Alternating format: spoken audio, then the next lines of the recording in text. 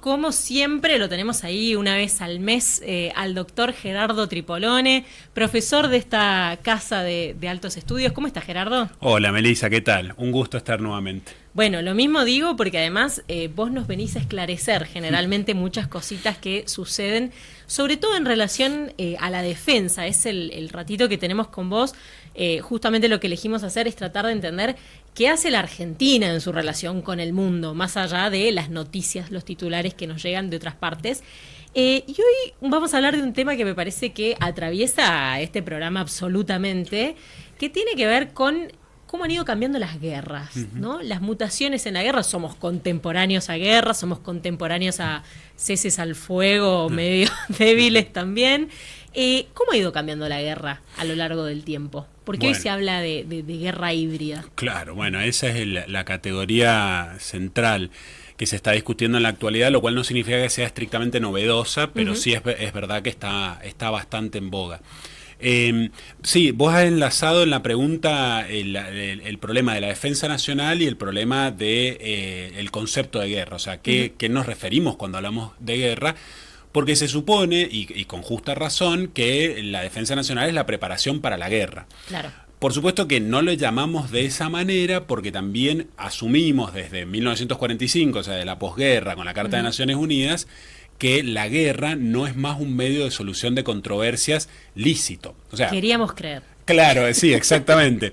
No, pero tiene sentido si uno se fija cómo hablan los líderes políticos y cómo se procesan comunicacionalmente y en las narrativas sobre la guerra, que nadie habla explícitamente de que está haciendo la guerra. Claro. O sea, por eso es la hablamos operaciones. Exacto, intervención humanitaria, operación militar especial, bueno, una pluralidad. Intervención armada, formas de eufemismos para lo que tradicionalmente habíamos llamado guerra, pero esos eufemismos tienen un sentido y es que es ilegal recurrir a la guerra, o sea, es considerado incluso un crimen que la Corte Penal Internacional puede juzgar, ¿no? Claro. Y eso es algo que a nosotros nos parece prácticamente evidente, pero que no fue así históricamente. O sea, históricamente los estados tenían formas de solucionar las controversias pacíficas y si la vía pacífica no alcanzaba el resultado que el estado esperaba, podía recurrir a la guerra. Era lo que se conocía como derecho a la guerra, el jus ad bellum, el derecho a hacer la guerra. Y eso no era un crimen en la medida en que se ha declarado formalmente y en la medida en que la guerra se llevara de manera formal, ¿no? Entonces, cuando la guerra pasa a ser un crimen ilegal a partir de la Carta de Naciones Unidas y un crimen del derecho internacional, bueno, por supuesto que ya nadie puede recurrir a la guerra, o por lo menos lo hace de una manera, como digo, mediante estos eufemismos. Y siempre la guerra es para salvar a alguien, para condenar a alguien que es un criminal, entonces se confunde la guerra con la acción policial. Bueno, esto es la base en realidad de la mutación de la guerra, justamente, ¿no? Y esto, como digo, no es algo realmente novedoso del siglo XXI ni de los últimos años, sino que un autor muy interesante y muy polémico también, un jurista alemán llamado Carl Schmitt, lo vio en la década del 20 y 30 a partir de la Primera Guerra Mundial. Porque él ve, según su relato, por supuesto polémico y hay que también interpelarlo, él lo que ve es que la intervención de Estados Unidos en la Primera Guerra Mundial tuvo como objetivo acabar con todas las guerras. Era la idea de la guerra que va a poner fin a todas las guerras y condenar al Kaiser Guillermo II como responsable de la Primera Guerra Mundial. Entonces ahí la guerra se transforma en una acción policial. No es que voy a solucionar una controversia que tengo con Alemania, que de hecho existió porque Alemania hundió buques norteamericanos y que fue el gran disparador de su ingreso en la guerra, sino que voy a ir a acabar con la guerra, terminar con ese imperio que es calificado como criminal y tratar de someter al Kaiser a un juicio, ¿no? Que se intentó, no se logró porque no se lo extraditó de los Países Bajos. Pero bueno, en definitiva ahí hay una mutación de la guerra en donde ya deja de ser un medio de solución de controversia y pasa a ser una acción criminal. Una acción policial, perdón, para acabar con los criminales, ¿no? a esa mutación política que tiene implicancias tremendas, porque toda guerra termina con un juicio, por ejemplo. Entonces, Saddam Hussein terminó la invasión a Irak, se lo capturó, ¿y qué se hizo? Y se lo condenó y se lo ahorcó, digamos, se tenía que acabar con ese criminal. Así como cuando... ahora el ejemplo más reciente, perdón la digresión, pero el ejemplo más reciente es de Venezuela. Claro, esa agresión internacional, calificada de esa manera en el derecho internacional, ¿qué objetivo tenía? Y bueno, tenía el objetivo de atrapar a alguien que Estados Unidos argumentaba era un criminal. Claro, digamos, ¿no? El líder del cártel de los soles. Exacto. Entre muchas comillas. Claro. Pero bueno, en definitiva después es muy interesante las idas y vueltas en la propia narrativa de Estados Unidos. No me quisiera meter tanto en eso, pero sí porque después ya vino para atrás y hasta el vicepresidente dijo en realidad esto conviene a Estados Unidos porque vamos a poder manejar los recursos, y ahí ya hay una cosa más de poder duro, de yo te invado no porque haya que arrestar a ningún criminal, sino porque quiero tus recursos, digamos.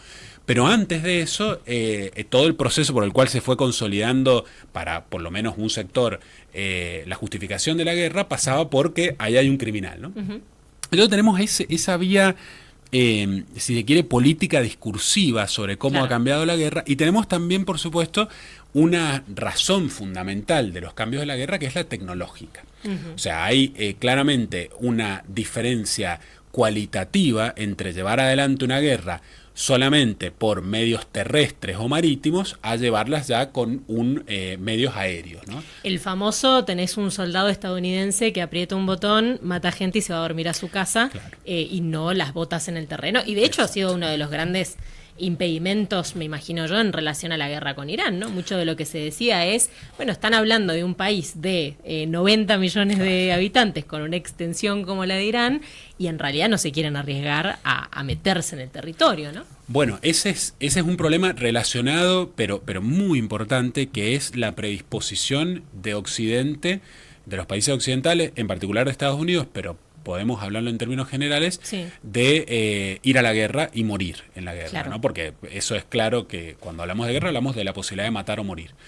Hay un autor, un historiador militar muy interesante, un libro que se consigue, se llama Historia de la Guerra, Parker es el historiador, y él dice que hay 3 bases por las cuales Occidente ha sido superior al resto en la historia militar, en la historia militar en general, ¿no? Y bueno, una es una cuestión financiera, ha sabido tener recursos financieros más importantes que el resto, o sea, económico-financiero en realidad. Una cuestión tecnológica, ha sabido ser superior tecnológicamente al resto, y ha tenido predisposición para morir. O sea, predisposición que se ve, por ejemplo, en la Segunda Guerra Mundial. Ahí hubo una predisposición clara de Estados Unidos, por ejemplo, para ir a morir contra Japón en una guerra que fue de aniquilación brutal. Bueno, la cuestión económica financiera, acá van a haber expertos para hablar, está muy en disputa claramente, si se mantiene esa superioridad de Estados Unidos. La tecnológica, sumamente en disputa también. Obviamente sabemos que a nivel militar Estados Unidos está muy por encima de China y del resto, pero eso está siendo disputado. Pero donde claramente hay un grave problema es en la predisposición a ir a morir en la guerra. Y eso viene derivado de una cosa que es un fenómeno, digamos, clarísimo, que es la profesionalización de las Fuerzas Armadas. O sea, las Fuerzas Armadas no se componen de la masa de ciudadanos, sino que se componen de una élite voluntaria en los países, en Estados Unidos, en los países europeos. Por supuesto que hay lugares en que no, digamos, en que el servicio militar obligatorio se mantiene. Entonces eso hace que claramente quienes vayan a combatir en la guerra no es la mayoría del pueblo, sobre todo en Estados Unidos, no siente la guerra como algo que le pueda llegar a afectar. Además siempre pelea en territorios que le quedan hasta súper lejos geográficamente, ¿no? Claro, y entonces eso produce 2 fenómenos, digamos, un fenómeno que es, o varios fenómenos, pero quizás el más importante es que hay una tendencia de los políticos, esto lo dice Stephen Walt, que es un académico de Harvard, que publica muy seguido, muy connotado dentro del realismo político. Él dice, hay una predisposición muy grande a hacer operaciones militares, como vos decís, a distancia, que no comprometa mucho a seres humanos, porque de esa manera, caemos en lo que acabamos de decir, hay poca predisposición para morir. pero también una tendencia a que esas operaciones se hagan muy recurrentes, porque en definitiva no hay riesgos para uno. Entonces, digamos, podemos bombardear Irak, podemos bombardear Venezuela, podemos hacer una operación en tal o cual lugar, porque no hay riesgos físicos. Pero no lo hacemos completamente, no lo hacemos con una guerra en toda regla, como fue Irak o Afganistán, porque el costo político que tiene que pagar quien la decide por las muertes es demasiado alto. O sea, hay una intolerancia por parte de la ciudadanía a que muera gente, a traer cajones con banderas y todo el ceremonial. Eso ya, si uno lo compara con la Segunda Guerra Mundial o con Vietnam, donde todavía había conscripción y donde morían centenas de miles o decenas de miles, bueno, claramente estamos en una situación en la cual esa predisposición ha mermado. Y eso es lo que hace también que la superioridad militar occidental esté en riesgo. Realmente, digamos, por esos tres factores. Bueno, eso también forma parte de la mutación en cómo pensamos la guerra, ¿no? Sí. Pero lo tecnológico también forma parte porque la guerra ya no es solamente en la tierra y el mar, sino también desde el aire, por supuesto, pero eso es algo que nosotros lo vemos como natural, pero es del siglo XX. Digamos, hasta antes eso no existía, que un avión bombardeara ciudades, ¿no? Y un avión bombardeando ciudades en el siglo XX no reconocía si estaba bombardeando, más bien, para ser más preciso, le costaba mucho reconocer si era un objetivo militar o un objetivo civil lo que estaba bombardeando, ¿no? Entonces ahí los civiles se transforman en objetivos militares también. Que es absolutamente contrario al derecho internacional y es lo que el derecho internacional justamente busca proteger. Exactamente, desde siempre ha buscado proteger como base que los civiles estén apartados del combate. Pero las potencias aliadas, para vencer a Alemania, entre otras cosas, decidieron, sobre todo desde el Reino Unido, decidieron hacer bombardeos morales, que le llamaban. Sí, terrible ese nombre. Sí, suena feo, pero no es porque consideraran que eran morales los bombardeos en sí mismos, porque de hecho, hay que decirlo todo, en el Parlamento británico había oposición a esto, sino porque afectaban la moral de el rival, del enemigo. O sea, estaba puesto en el otro lado. Es que, claro, lo que quieren hacer es bombardear ciudades, bombardear incluso monumentos. Todos tenemos en la cabeza la imagen de Dresden como una ciudad arrasada en febrero del 45, cuando la guerra ya estaba terminada, pero era una idea de pisarlos moralmente para que su voluntad de lucha se acabe totalmente, ¿no? Y no es solo Dresden, también es Hamburgo, bueno, por supuesto Berlín, etcétera. Entonces, ahí el objetivo es directamente civil. Los alemanes también habían tenido objetivos civiles. Además está decirlo, eso es clarísimo, ¿no? Entonces, pero bueno, en cualquier caso, ya con esta nueva tecnología, el objetivo no es solo militar, sino que es también civil. Y ahora tenemos el mundo de la ciberseguridad y los ciberataques, que es un poco también una cosa un poco más de nuestro tiempo, quizás. Totalmente. Y eso ya lo ha cambiado todo, ¿no? A partir de principios de la década del 90, con la caída de la Unión Soviética, el fin de la Guerra Fría, surgió una pluralidad de debates en torno a qué iba a ser de la guerra, o sea, frente a qué guerra vamos a estar, ¿no? Y entonces empezaron a surgir ya en el año 92 se hablaba de ciberguerra o hiperguerra, es bastante lejano a la cuestión, o sea, son más de 30 años. Sí, hablar de los 90 uno creería que es un poco más para los tiempos contemporáneos, claro, en realidad ya se estaba hablando ahí, por lo que vos has dicho, porque el problema que estaba en juego era la información. O sea, los autores en ese momento decían, en la Primera Guerra Mundial lo central era la cantidad de hombres que vos ponías en el terreno para pelear. Ganaba el que tenía más hombres al final de la carnicería, ¿no? En la Segunda Guerra Mundial el problema era la movilidad. Si vos podías, por eso el tanque se transforma en un sistema de armas central en la Segunda Guerra Mundial. Ya en ese momento el problema ya no es ni la movilidad ni la cantidad de hombres que pones en el terreno, sino la información. Quien maneje más información va a ser, y el que evite que intercedan en su información, va a ser quien va a ganar el conflicto, ¿no? Entonces ese es el proto ciberguerra de la que hoy ya estamos envueltos absolutamente, y que abarca los ciberataques, o sea, atacar directamente las ciberdefensas del enemigo para ocasionar daños, porque tanto robo de información como paralizar el país, esto lo sufrió Irán, por ejemplo, para paralizar sus desarrollos nucleares hace ya década y media por lo menos, En la guerra ruso-ucraniana también siempre vamos a ver noticias sobre ciberataques para tratar de paralizar las infraestructuras críticas del rival. Eso me parece importante que lo digas porque a veces creo que hay una idea de la ciberseguridad como si fuera simplemente una cuestión de, no sé, hackear, centros de información, que lo es, pero digo, se han cometido hasta actos terroristas desde la ciberseguridad y justamente con esta idea de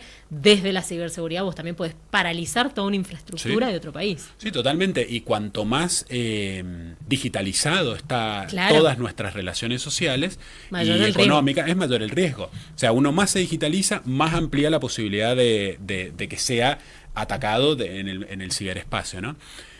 Pero hay una cosa más también, además de la posibilidad de que por medio de ciberataques afectar infraestructuras críticas o de la defensa, etcétera. Para lo cual, por ejemplo, Argentina tiene su comando de ciberdefensa desde el año 2014. Sino también la cuestión de la información que maneja la sociedad, o sea, la idea de que, así como el bombardero atacaba civiles, bueno, si no es también un objetivo militar, atacar civiles por medio de la información. Esa es la otra el debate, claro, interesantísimo y muy sensible, porque si nosotros asumimos que la guerra de información, como se le llama, o sea, el intento de doblegar la voluntad de la población civil enemiga se hace por medios de información, ¿qué decisiones debería tomar el Estado frente a eso? Lo planteo como pregunta porque realmente es para pensar y no se pueden dar respuestas así tajantes.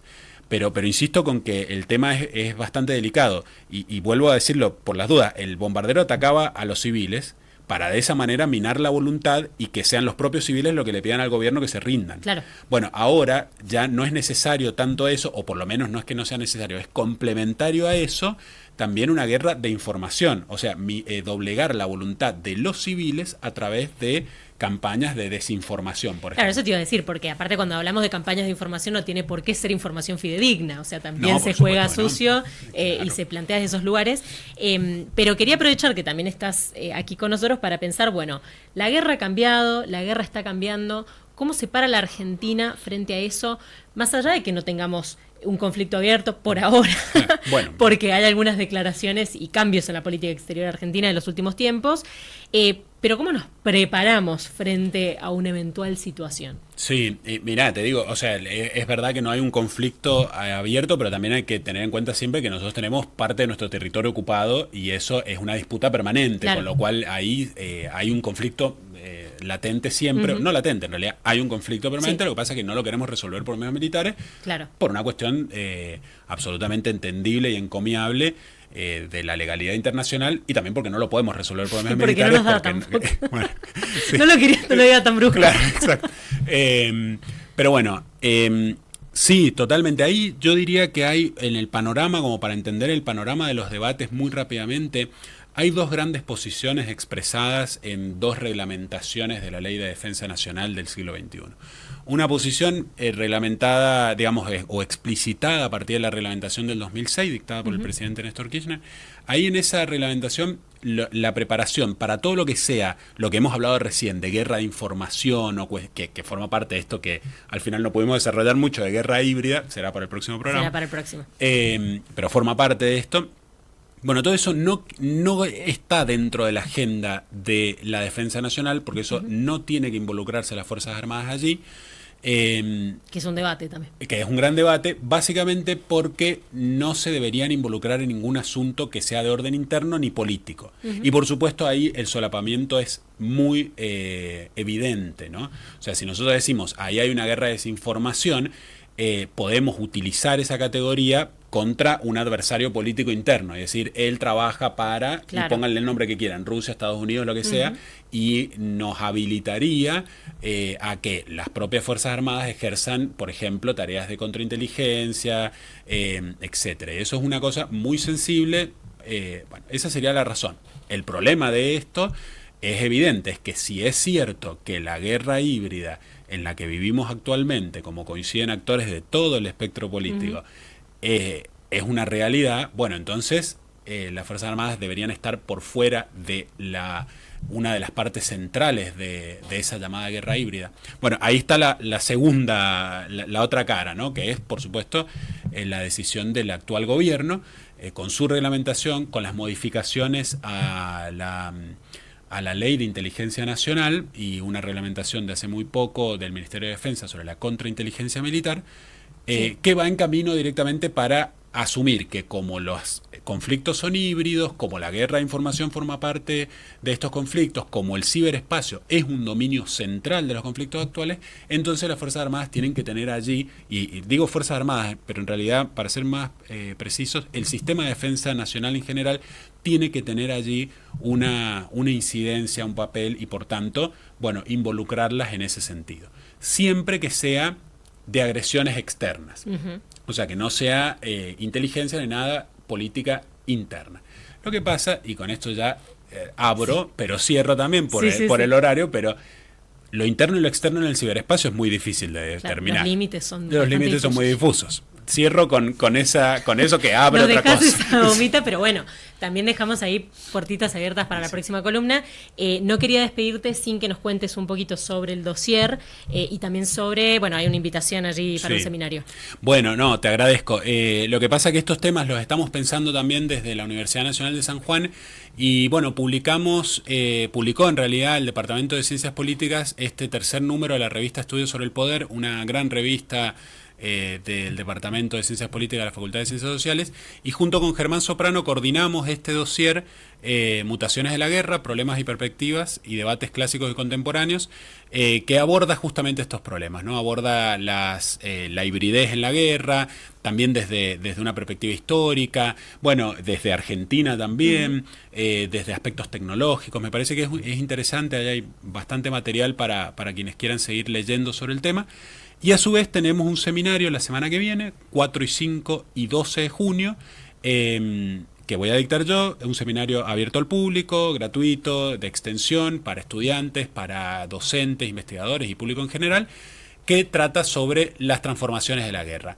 Y lo vamos a tratar a partir de este autor que mencioné al principio de la columna, Carl Schmitt, así que para quienes les interese las cuestiones de geopolítica, de derecho, de guerra, por supuesto, y de teoría política, me parece que les puede interesar. Bueno, como siempre, como buen profesor, nos dejaste bibliografía, claro. Ahí, tarea para la casa, pero bueno, está muy bueno también para empezar, porque son conceptos que nos ayudan a entender todos los temas de los cuales hablamos en este programa. Te agradecemos como siempre, Gerardo, por venir a explicarnos, ayudarnos a entender un poquito mejor el mundo. Te vas a dar clases justamente aquí en esta propia casa de estudios, el doctor Gerardo Tripolone, lo tenemos aquí con nosotros para charlar de política internacional, para charlar un poco de defensa y en este caso charlando un poquito sobre, bueno, cómo ha cambiado la guerra a lo largo del tiempo y cuáles son los cambios que vemos hoy en día también. Nos vamos a una pausa y ya cerramos este programa de Conexión Global.